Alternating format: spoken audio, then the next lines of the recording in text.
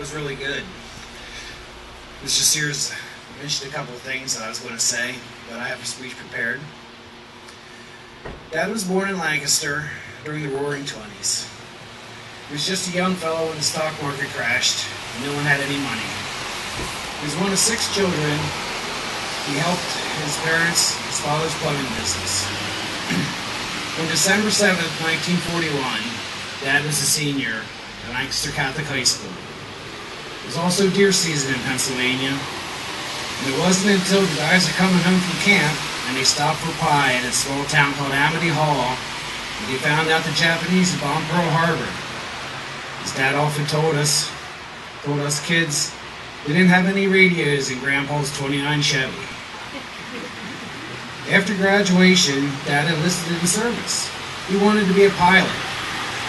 The Air Force was part of the Army then, so that's the branch he entered into. And as the case with the Army, they made him an infantryman.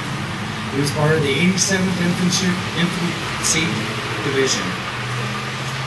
Dad served overseas in Europe as part of the Battle of the Bulge, the largest and deadliest land battle ever fought and won by the United States.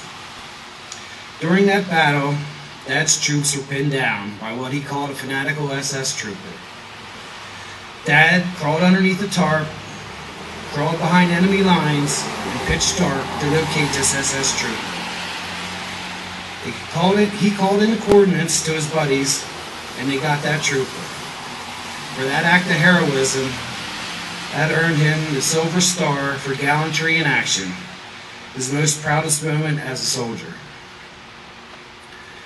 Later on, his unit was liberating the German town of Koblenz, wine country.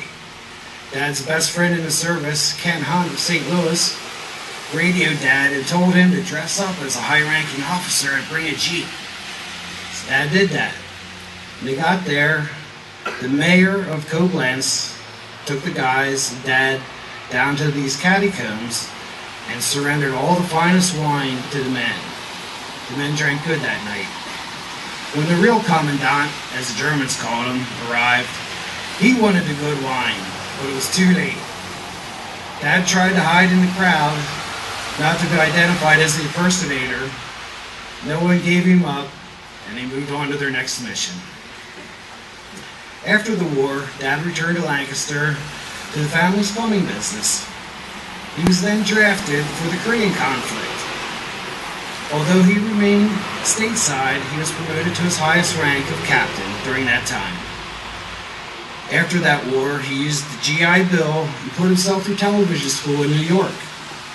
He got a job at a television station in Dayton, Ohio, only until he could get a job back in Lancaster with a small station here called WGAL-TV, where he worked for 30 years during television's infancy, doing live television